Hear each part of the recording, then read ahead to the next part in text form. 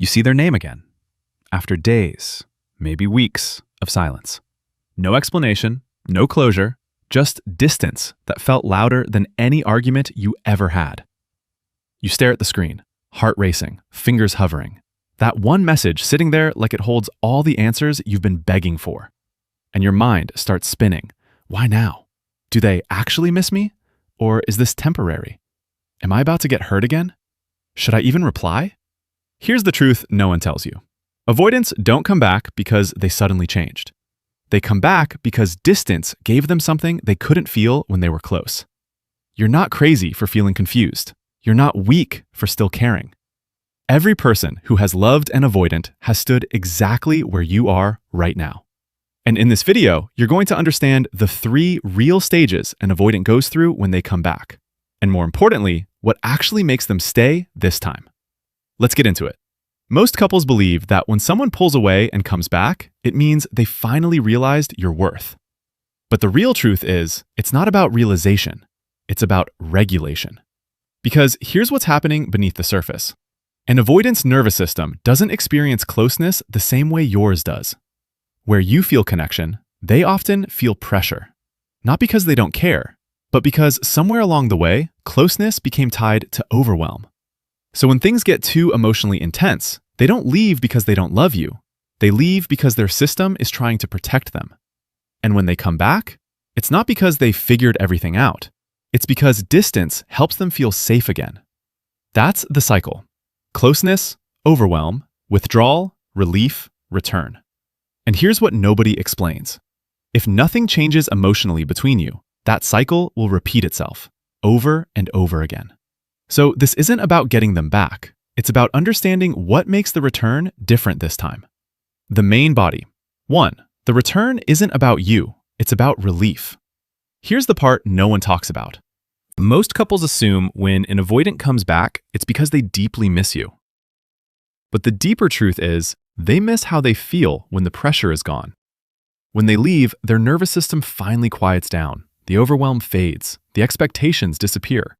And after some time, something inside them says, I think I can handle it again. So they come back.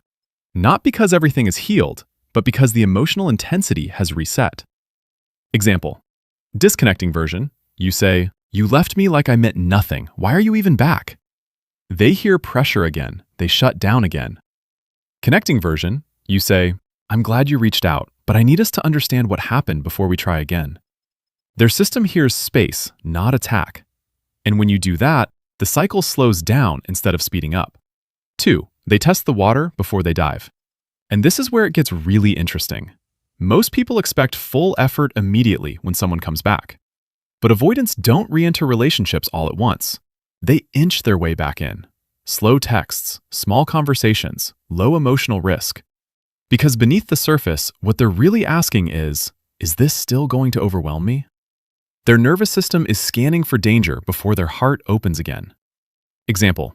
Disconnecting version, you say, if you're back, then act like it. I need consistency now.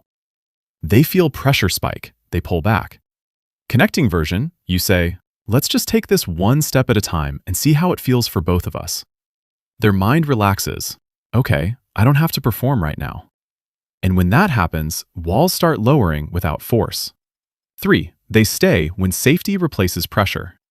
This is the one most couples never figure out. Not more talking, not more effort, not more emotional intensity, but emotional safety. Because here's what changes everything.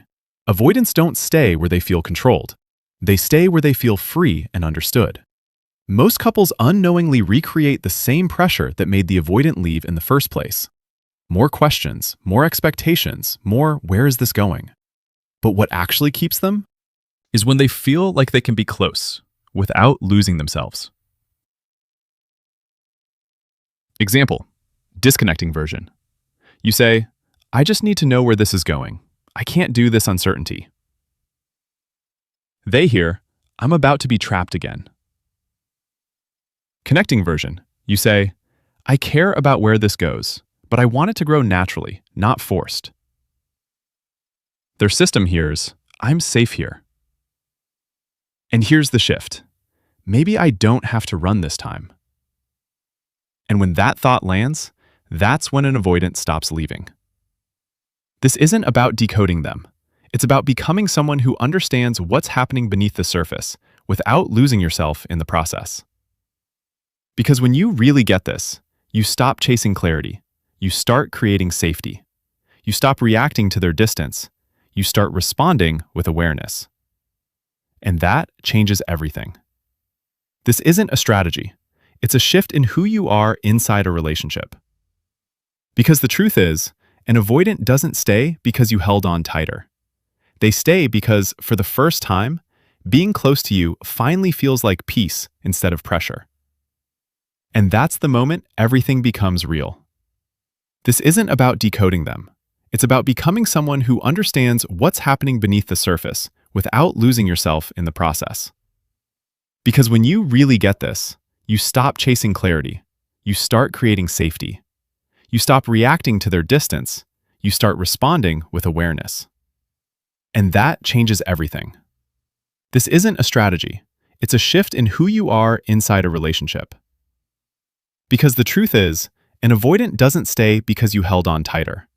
They stay because, for the first time, being close to you finally feels like peace instead of pressure.